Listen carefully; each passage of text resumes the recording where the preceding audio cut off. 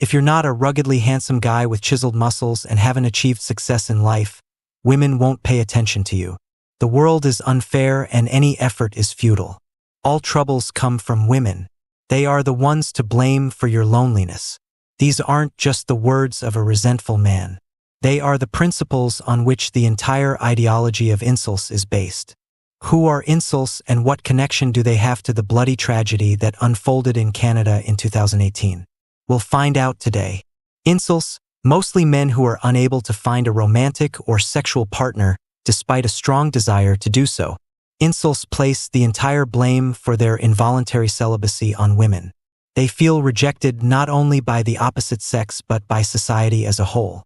In fact, this movement was founded by a Canadian woman named Alana, who created the Alana's Involuntary Celibacy Project. But it was soon taken over by men who believed they were entitled to an intimate life and were angry that women weren't providing it. A 22-year-old virgin, Elliot Rodger, became a sort of symbol for incels after he took the lives of 6 people at the University of California, Santa Barbara in 2014. He explained his crimes as an act of revenge against the women who rejected him and showed him indifference. In a video he posted shortly before the attack, Elliot said he had never even been kissed. According to Rodger, college is a time when everyone experiences things like sex, fun, and pleasure. But during those years, he had to rot in loneliness. It's unfair. Girls were never attracted to him, and for that, he would punish them all. Unfortunately, Elliot Rodger was able to carry out his sinister plan. 6 people died, after which the perpetrator took his own life. Most people sympathized with the victims' families, but there were those who praised Elliot's series of crimes. The main figure in today's story, named Alek Minassian, wasn't just a member of the online incel community. Alek was friends with Elliot Rodger, as the saying goes, "Tell me who your friend is and I'll tell you who you are." As it would later become clear, nothing good came from this friendship. Minassian, despite his friend's death, was deeply inspired by his bloody act and wanted to continue the incel uprising. Alek Minassian was born on November 3, 1992 in Richmond Hill, Canada, near Toronto. He lived with his parents and older brother. Alek's childhood was spent in a comfortable environment.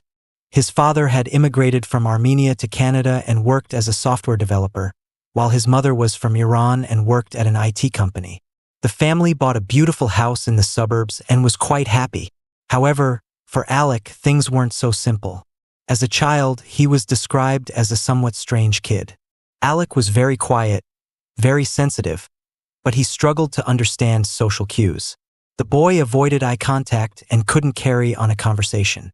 Alek felt awkward in social settings because he didn't know how to communicate. He never mastered this skill even as an adult. When Alek started school, he couldn't fit in with his peers. He often played alone on the playground and never talked to other kids in class. When a teacher addressed him, the schoolboy would get very angry because he didn't like the attention.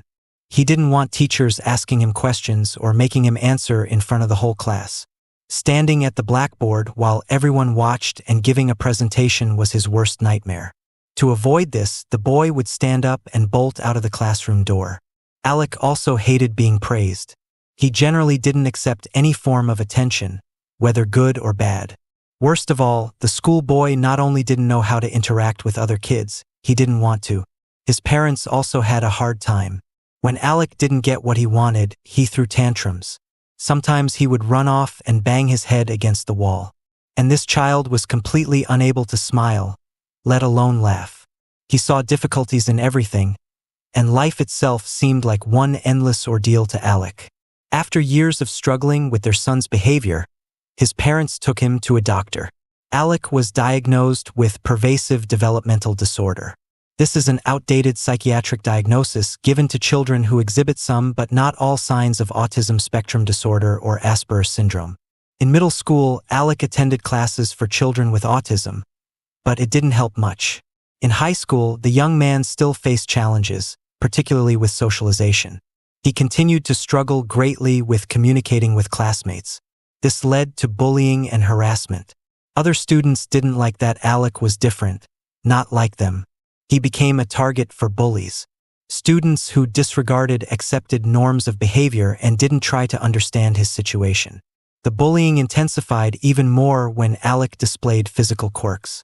For example, he would sometimes shake violently, rock back and forth, constantly touch something, or tap his head or some surface. Alek also had a habit of spitting on his hands and rubbing them together. Sometimes he would lift his shirt, pull it over his head, and spit into it. This greatly irritated and amused other kids. Another physical quirk was that Alek would walk around people and start growling or meowing, then try to bite them. Because of this behavior, the young man was teased and called Chewbacca from Star Wars.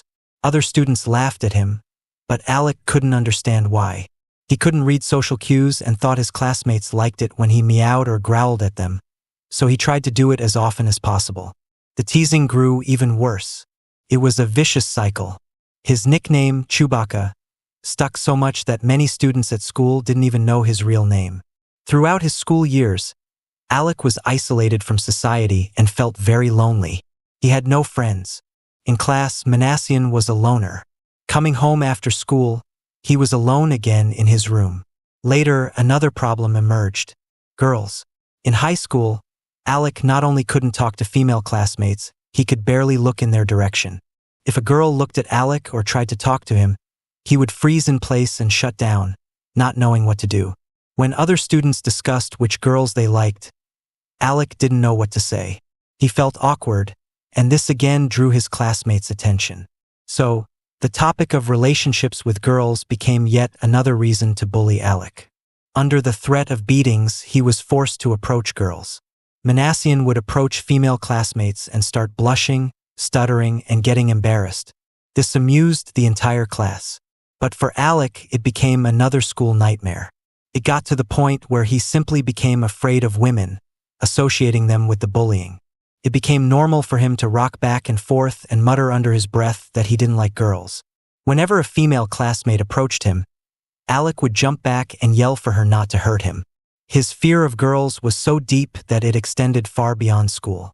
If the Minassian family went to a restaurant and the server was a woman who asked Alek what he wanted to order, the young man would just freeze silently, not knowing how to respond. All the social experience Alek gained in school consisted of constant mockery and humiliation. When he finally graduated from high school, he was over the moon with joy because the more he was bullied, the more he withdrew into himself. Alek hardly left the house as he was afraid of the outside world. And since he spent so much time at home, locked in his room, the young man turned to video games. The internet became his entire world, a source of comfort.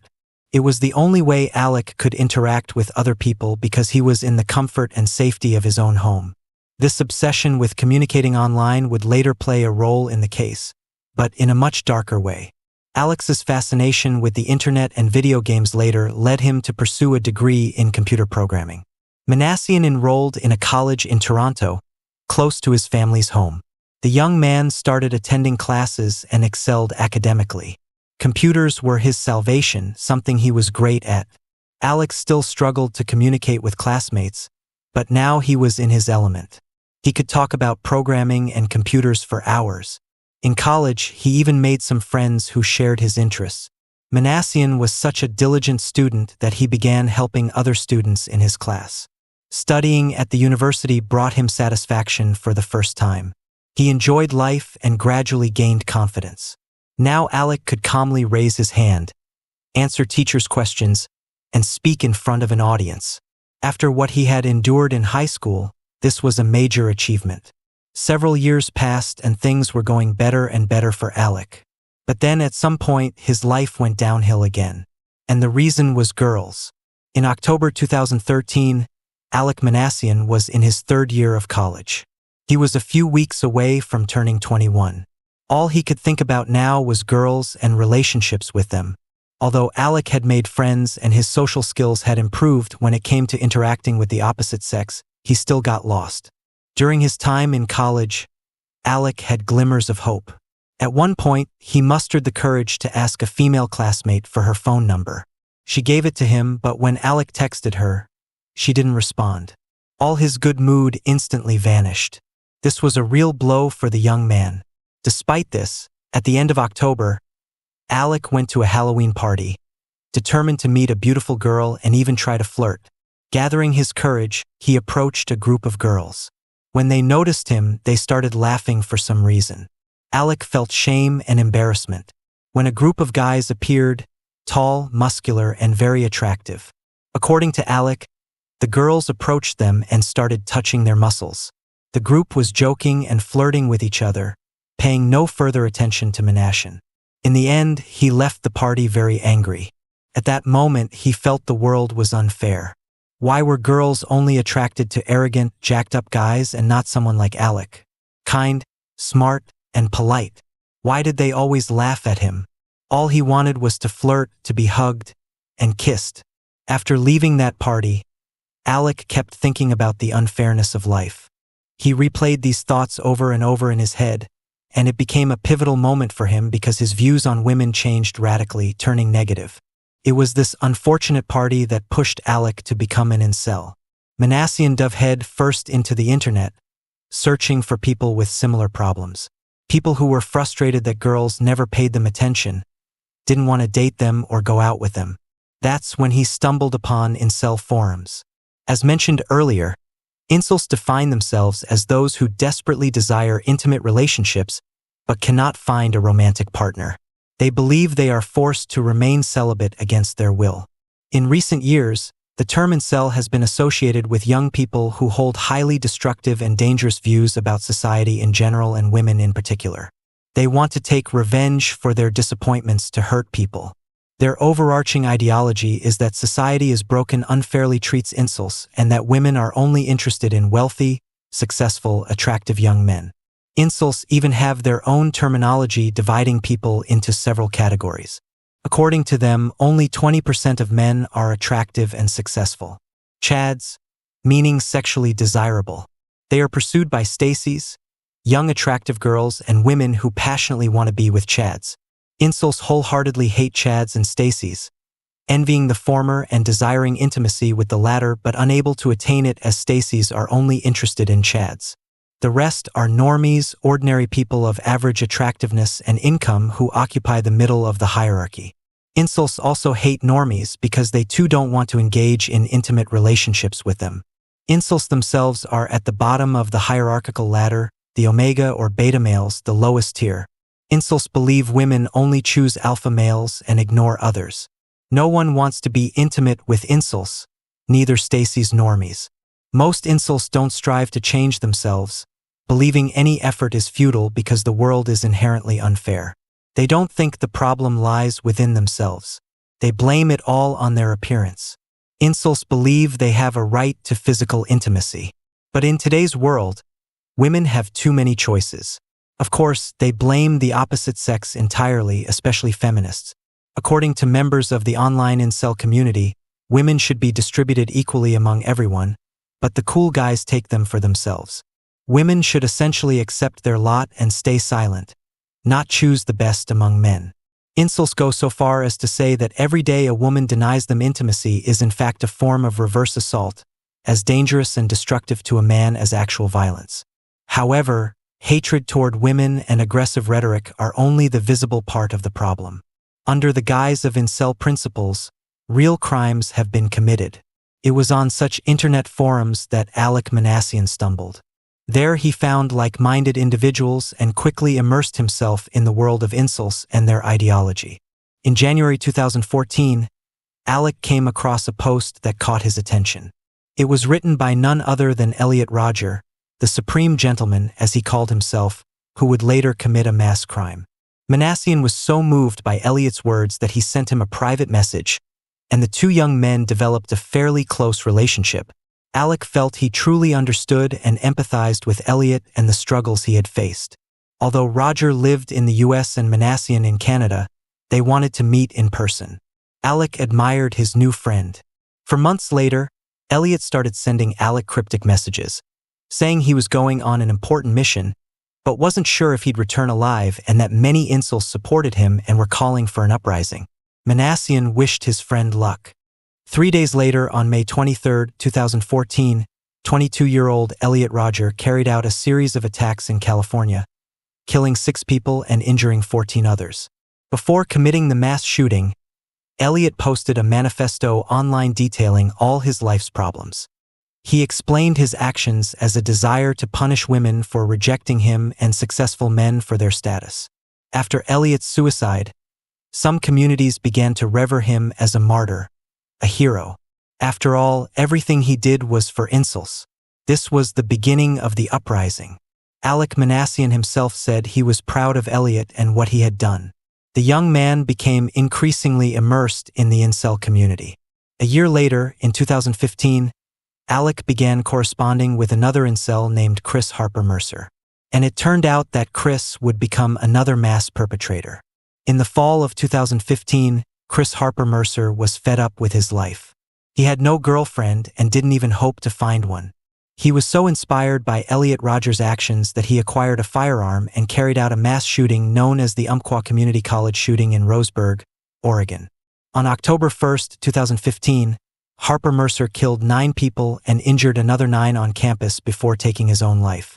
And this was another guy Alek was friends with. Watching the fame and honor his 2 friends received in the incel community, Minassian began dreaming of something similar. He wanted to be seen as a hero and elevated to a pedestal of glory. Alek wanted to overthrow Chad's and Stacy's and create a just society where incels would finally take their rightful place in the world. He couldn't stop fantasizing about an incel uprising, and he was drawn deeper and deeper into this toxic world. Over the last 6 years since starting college, Alek had many ups and downs. He studied at the university for a couple of years, then dropped out and got a job. After being fired, Minassian returned to college only to drop out again. His parents were tired of their son's behavior. He didn't want to take responsibility for his future and set no clear goals for himself. Alek still lived at home with no prospects of getting a good job or even finishing college. That's when his parents convinced him to join the army. However, a place like the army was hardly the best fit for Alek. Nevertheless, he passed the entrance exams with flying colors and for the first time left his parents' home, moving to Quebec for military training. The young man tried his best to build relationships with other recruits. But the unfamiliar pace of life took a toll on his physical condition. During training, Alek constantly fell and stumbled. His nervous tic became more noticeable, and it distracted others.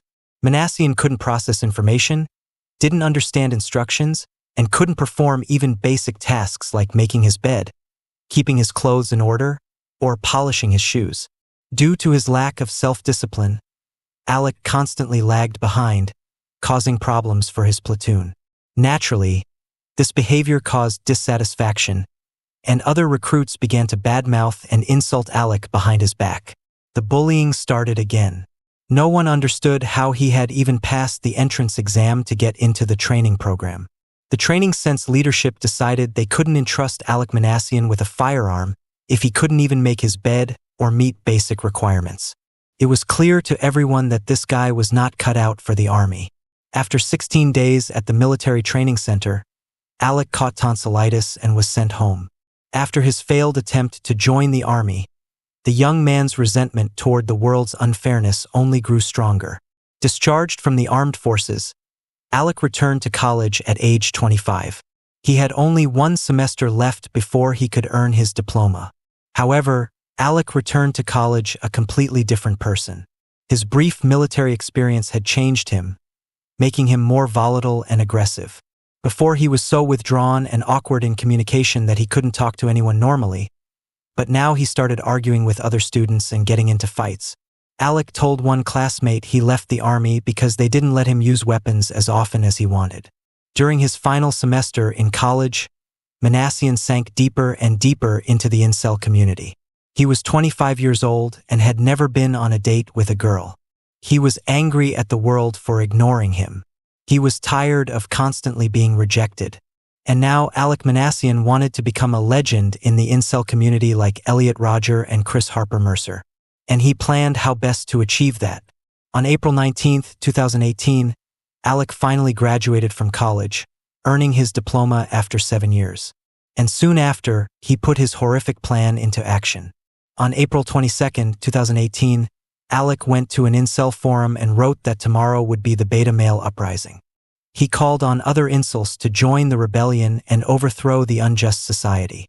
Many praised Alek and he liked the attention. One user wrote that he also had a plan to stage a beta uprising in November 2018. Fortunately, that plan turned out to be an empty threat. But Alek Minassian was serious. He genuinely believed that incels needed to fight back and take revenge for their failed lives, which he later did. Around noon on April 23, 2018, Alek arrived at a Ryder truck rental location in Toronto. The young man decided to rent a vehicle to carry out his plan because he had no way to buy a firearm. A couple of weeks before the set date, he reserved a van, intending to use it as a deadly weapon. Minassian deliberately chose a mid-sized van. He told the rental company he needed the vehicle to move out of college just in case. The company's staff checked Alex's background in their database, but found no suspicious details about the university graduate. That day, Alek approached the administrator's desk, received the keys to the rented van, and asked the woman working there to show him how to start the engine. The rental company employees laughed at Alek because it was the first time a customer couldn't start the vehicle on their own. Alek sat in the van for about 20 minutes, replaying his plan in his head over and over. His hands were shaking as he pulled out his phone and posted on social media, writing that the incel uprising had begun. "I will overthrow all the Chads and Stacys. Long live the supreme gentleman Elliot Roger." Then Alek started the van and confidently drove out of the rental company's parking lot. The white van drove past the university where Alek studied and headed toward Yonge Street in Toronto's Northern District. On Monday, April 23, 2018, the weather was nice. People were strolling along the street enjoying their lunch break. Yonge Street is one of the busiest streets in Toronto. It's home to many restaurants, retail stores, and other establishments. There was a movie theater, a shopping mall, several pharmacies, a fast food restaurant, and hardware stores. In short, it had just about everything. Yonge Street had very wide sidewalks, so it was always full of pedestrians. That day, people were going about their daily routines, shopping, grabbing a bite, or walking with their kids. It was an ordinary weekday, but soon everything changed because at 1:24 p.m. Alek drove onto Yonge Street in the rented white van. It all started when Minassian ran a red light at a very busy intersection. He honked at other cars to get them to yield. Then he quickly swerved onto the curb and drove onto the sidewalk.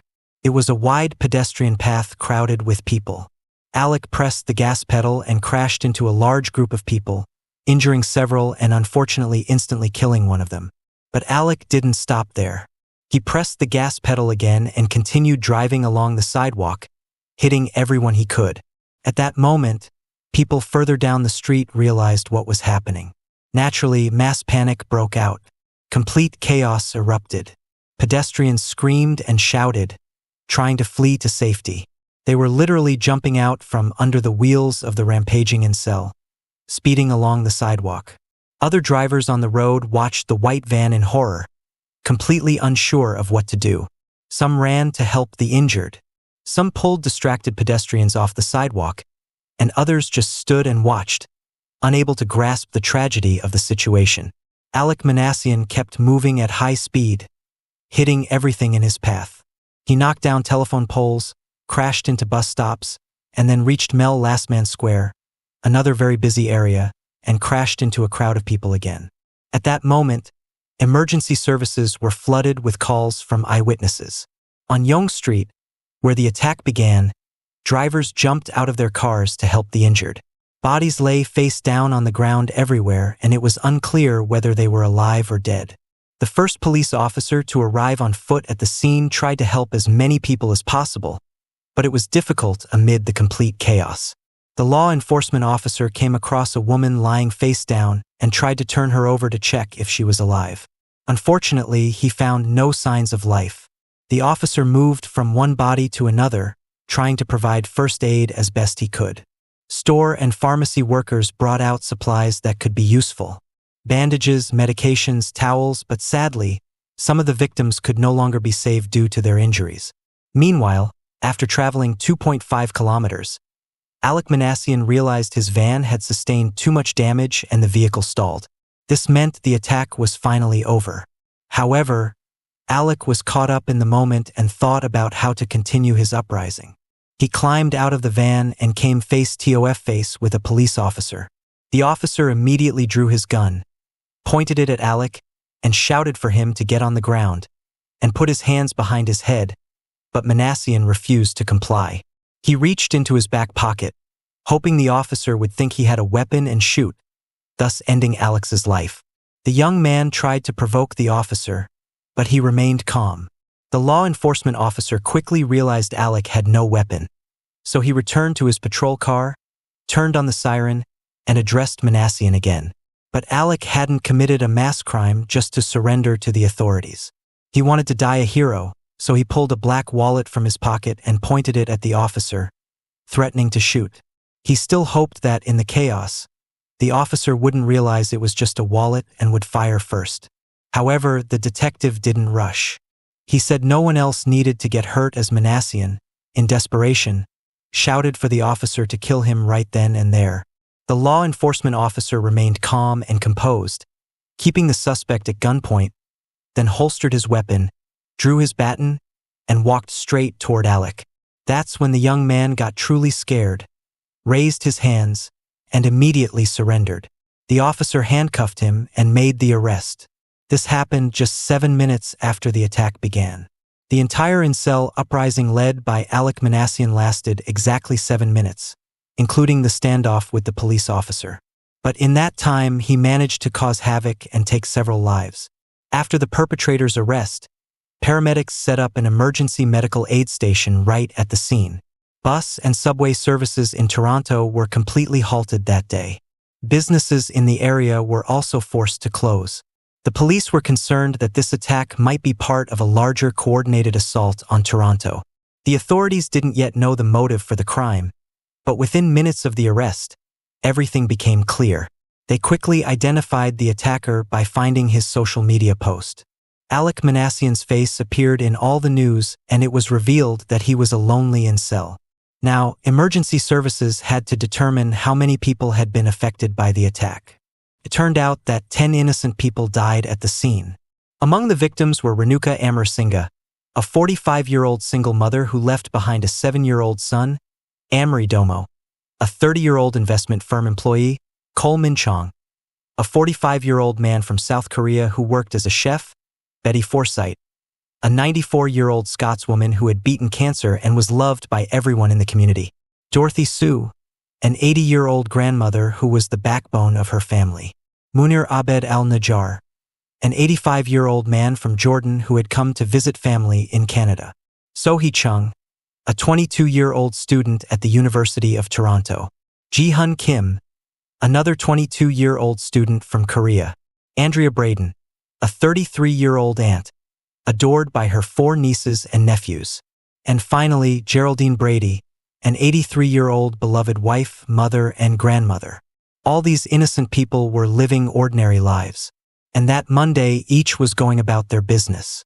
In addition to the 10 people who died at the scene, another 16 sustained serious injuries such as concussions, spinal damage, and broken limbs that ultimately had to be amputated. These 16 people received injuries that changed their lives forever. We mustn't forget those who weren't physically harmed but suffered emotional and psychological trauma. There were many such people. This was exactly what Alek Minassian aimed for when he got behind the wheel of the white van. After the tragedy that unfolded on the streets of Toronto, members of the incel community celebrated what Alek had done. They rejoiced that 10 innocent people had died, 8 of whom were women. Incels saw this as an achievement. They even debated how many beers to drink in honor of each woman killed. Alek Minassian was given the nickname Saint Alek, and songs were written praising his feat to be uploaded to YouTube. Throughout the interrogation at the police station, Alek acted detached and almost emotionless. He felt no remorse for what he had done and answered questions so casually as if he were talking not about dead people, but about a bowling game where the pins unexpectedly became living men and women. In reality, Alek was incredibly proud of himself, so he calmly told the officers about his plan. The young man mentioned the 2013 Halloween party where a group of girls laughed at his attempts to flirt with them, which served as the catalyst for everything that happened on Toronto's central streets. Alek spoke about his attitude toward girls and women, saying no one had ever shown interest in him despite being a fairly attractive, intelligent guy. Then Minassian shared the incel community's ideology with the officers, explaining who Chad's and Stacy's were and why they needed to be toppled from their pedestal. He admitted to having friendly correspondence with Elliot Rodger and Chris Harper Mercer and supporting their militant beliefs. Alek remained in jail, awaiting trial for the subsequent months. The trial for Minassian's case began only 2.5 years later in November 2020. The defense team argued that Alek was not criminally responsible because his autism severely distorted his perception of reality and significantly influenced his decision-making. However, this defense didn't work. It was established that Alek was very intelligent and well-developed, and his disorder in no way prevented him from making morally correct decisions. Ultimately, Alek Minassian was found guilty on all charges, including 10 counts of murder and 16 counts of attempted murder. He was sentenced to life imprisonment with the possibility of parole after 25 years. After this heartbreaking tragedy, a memorial was erected near the street where it all happened. In the months following the attack, many people filed lawsuits against Alek Minassian and the Ryder Truck Rental Company. A chemistry professor named Amir suffered a traumatic brain injury, multiple spinal fractures, memory loss, and fell into depression as a result of the attack. He filed a lawsuit for $6 million Canadian dollars for the damage to his health. A woman named Catherine filed a lawsuit for $3.60 $6 million after suffering a traumatic brain injury, a collapsed lung, and fractures to her spine, pelvis, and ribs. The family of Amory Demo, one of the victims killed in the attack, filed a lawsuit for $1 million, intending to donate the money to the Amory Fund, which supports women who are victims of violence. Finally, a nurse named Amaria Stesamariam filed a lawsuit for $14 million after sustaining a spinal injury and traumatic brain injury that left her unable to move any part of her body below the neck or breathe on her own without a machine. The 65-year-old Amaria was never able to leave the hospital, and 3.5 years later, in October 2021, she died from her injuries, making her the 11th victim of this case. Incels, most members of the community, instead of working on themselves, prefer to blame others, particularly women, for their failures in their personal lives. Although violent acts among incels are rare, they don't condemn the perpetrators, but praise their actions. And this propaganda can lead to tragic consequences, as in the case of Alek Minassian. It's worth remembering that people don't become incels overnight. More often than not, it's the result of a long journey filled with feelings of loneliness, worthlessness, and rejection. Young men disappointed in love stumble upon these forums and websites where they find support from like-minded individuals where they can openly complain about loneliness and failures with girls. But in the end, it can lead to the destruction of not only their own lives, but also an open rebellion against a supposedly unjust society. This is precisely the insidious way Alek Minassian took revenge for all the wrongs, bullying, and mockery he endured.